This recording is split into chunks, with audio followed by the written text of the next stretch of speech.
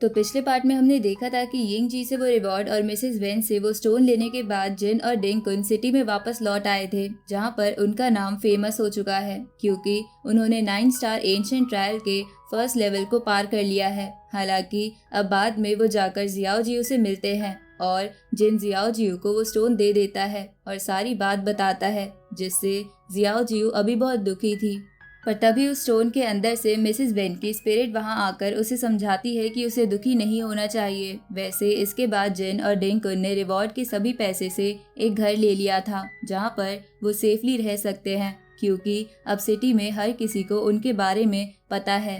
लेकिन अभी उन्हें और पैसे की जरूरत थी क्योंकि वो जियाओ जियो के लिए भी कुछ वेपन्स खरीदना चाहते थे। अब पैसे के लिए वो नंबर 4 के पास आते हैं, लेकिन उसके पास साफ सफाई के अलावा और कुछ काम नहीं था। पर तभी एक लड़की उन्हें अपने साथियों से मिलवाती है जिनके पास जिन के लिए एक काम था। पैसे अच्छे मिल रहे थे, इसलिए जिन ने तुरंत ही काम के लिए हाँ कर दी थी। अब आगे तो अब इस पार्ट की शुरुआत में हम देखते हैं कि जिन, बाई और उसके वो दोनों साथी चारों मिलकर स्विमिंग रिवर के किनारे की तरफ जा रहे थे। लेकिन रास्ते में बाई जिन से कहता है कि यहाँ पर थोड़ा संभल कर रहना क्योंकि ये जगह बहुत खतरनाक है।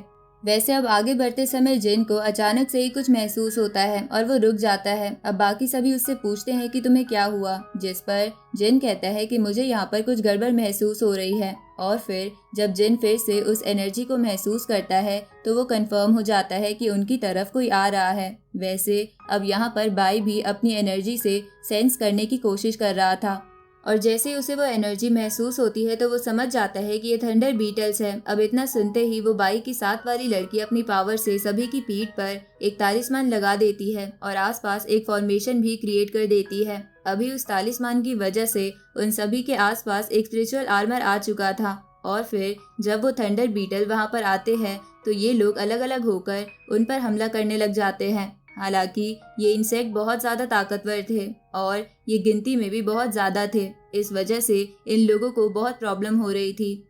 जिन कह रहा था कि इन इंसेक्ट्स की बॉडी बहुत ही ज़्यादा हार्ड है, ये हमारे नॉर्मल अटैक से नहीं मरने वाले। पर इतने में ही वो नोटिस करता है कि वहाँ बाई ने अपना एक खास फॉर्मेशन क्रिएट कर लिया है, इसलिए अब जिन और बाकी उसके वो दोनों साथी भी वहाँ बाई के पास आ जाते हैं। इससे अभी जो बीटल्स उनके पीछे पड़े हुए थे वो भी अब यहाँ बाई की तरफ आने लगे थे।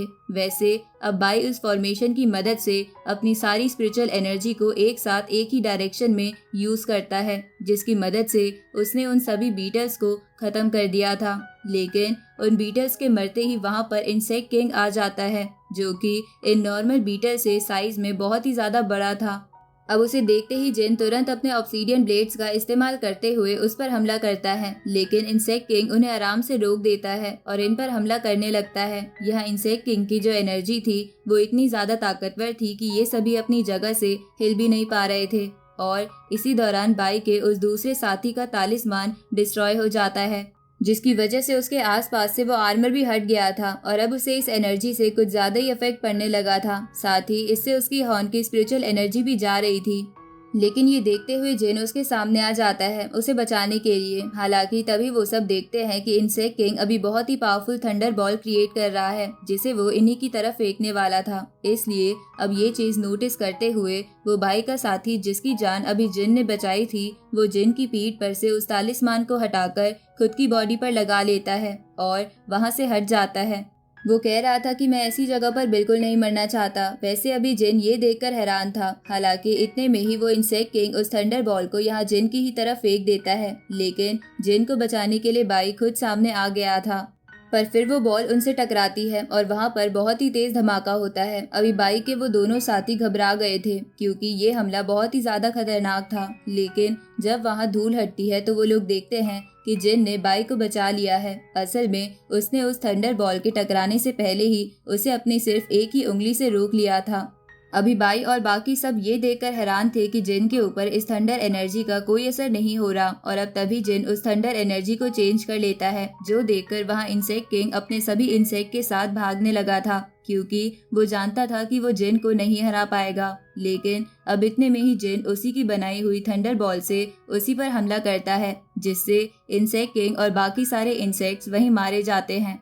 साथ ही उस इंसेक्ट किंग का हॉर्न भी नीचे गिर चुका था, जो कि पावरफुल मटेरियल बनाने में यूज होता है और अब इसे जिन ही रख रहा था। वैसे अभी जिन की पावर देखकर सभी लोग हैरान थे, पर तभी वो लड़का जिसने जिन का तालिस्मान छीन लिया था वो कहने लगता है कि तुम इस हॉर्न को खुद नहीं रख सकते, हम सब ने मिलकर उन्हें रोका था, इसलिए ये हम सभी में शेयर होना चाहिए। लेकिन अब इतना सुनते ही जिन को बहुत गुस्सा आता है और वो उसे मारते हुए दूर फेंक देता है। साथ ही जिन कहता है कि मैं तुम्हारी मदद करने के लिए सामने आया था और तुमने मुझे धोखा दिया। हालांकि अब इस बात से उस लड़के को भी गुस्सा आ रहा था, पर तभी बाई उस लड़की से इस लड़के को ले जाने को कहता है और बोलता है कि इसे चोट आई है, इसलिए हील करो जब तक मैं जिन के साथ स्विमिंग रिवर की तरफ जाता हूँ। वैसे अभी उस लड़की को और उस लड़के को बाई की चिंता हो रही थी, क्योंकि अब उन्हें पता है कि जिन सच में स्ट्रांग है। लेकिन बाई कहता है कि तुम्हें चिंता करने की जरूरत नहीं है। वैसे अब अगली सीन में हम देखते हैं कि वो स्विमिंग रिवर के कॉर्नर पर पहुंच चुके थे,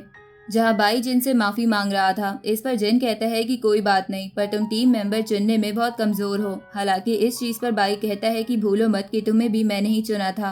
पर इस पर जिन कहता है कि तुम भी मत भूलो कि मैं तुम्हारा टीम मेंबर नहीं हूँ, मैं सिर्फ पैसों के लिए तुम्हारे साथ काम कर रहा हूँ। वैसे अब जब वो वहां से आगे बढ़ रहे थे तभी जिन को कुछ बदबू आती है और वो कहता है कि ये कैसी स्मेल है, जिस पर बाई कहता है कि यहाँ पर कई सारे लोग मारे जा चुके हैं, इसलिए यहाँ ये बदबू आ रही है। हालांकि तभी जिन को सामने से कुछ महसूस भी होता है, लेकिन सामने सिर्फ हड्डियों का ढेर था। पर फिर जिन जब वहाँ स्पिरिचुअल एनर्जी से हमला करता है तो वहाँ एक अजीब सा रेड कलर का पेड़ सामने आ जाता है।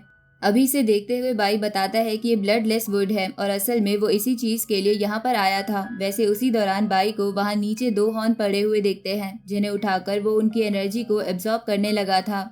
अब जिन उससे कहते हैं कि क्या हम ऐसा भी कर सकते हैं, तो इस पर बाई कहता है कि हाँ बिल्कुल, और वैसे भी कोई फर्क नहीं पड़ता क्योंकि जिनके ये हॉर्न है वो ऑलरेडी मारे जा चुके हैं। पर अब उनकी एनर्जी एब्जॉर्ब करने के बाद एक आवाज वहां पर गूंजने लगती है। ये आवाज उन्हीं की थी जिनके वो हॉर्न थे। वो कह रहे थे कि हम मरे नहीं हैं, हमें फिर से जिंदा होना है और यहाँ से निकलना है। अभी इस आवाज से बाई को बहुत प्रॉब्लम हो रही थी, पर फिर वो भी अपनी पावर रिलीज कर उन आवाज़ों को शांत करा देता है और फिर इसके बाद अब वो अपनी पूरी पावर लगाकर उस ब्लडलेस वुड के ऊपर भी हमला करने लगा था। लेकिन उसकी एनर्जी काफ़ी नहीं थी और फिर इतने में ही अचानक वो ब्लडलेस वुड भी खुद से ही अपनी एनर्जी का यूज़ कर बाई के हॉर्न पर हमला करती है। ये देखते हुए जिन ने भी अभी अपनी एनर्जी का इस्तेमाल करना शुरू कर दिया था। वो भी अभी बाई की मदद कर रहा था। हालांकि इसी दौरान जिन नोटिस करता है कि ब्लडलेस वुड के अंदर लाइफ एंड डेथ एनर्जी है और ये समझ आने के जस्ट बाद ही अचानक जिन की पीठ पर एक अलग फॉर्मेशन एक्टिवेट होता है, जिसकी एनर्जी से जिन इस ब्लडलेस वुड पर हमला कर उसे शांत करा देता है। वैसे इससे अब वो ब्लडलेस वुड छोटी हो गई थी और अपने आप ही जिन के हाथ में आ गई थी। अब ये देखते हुए बाई को लग रहा था कि अब जिन उसे वो वुड नहीं देगा, इसलिए बाई लड़ने के लिए तैयार था। पर तभी जिन उसकी तरफ वो वुड फेंक देता है और कहता है कि ये लो, मैंने अपना प्रॉमिस पूरा किया, पर कहीं तुम अपना प्रॉमिस भूल तो नहीं गए। अब ये सुनकर बाई हैरान था, पर अब वो भी तुरंत उसे वो बैग दे देता है जिसमें वो 1000 कॉइन्स रखे हुए थे। साथ ही अब वो जिन के पास आकर कहता है कि तुम सच में बहुत भरोसेमंद आदमी हो, क्या तुम मेरी टीम ज्वाइन करोगे? लेकिन इस पर जिन मना करते हुए कहता है कि नहीं, तुम्हारी टीम में पहले से ही ऐसे बहुत लोग हैं जिनसे डील करना मेरे लिए थोड़ा मुश्किल होगा, इसलिए मैं ज्वाइन नहीं कर सकता। अभी तुम्हें ही उनका बॉस बनकर रहना चाहिए।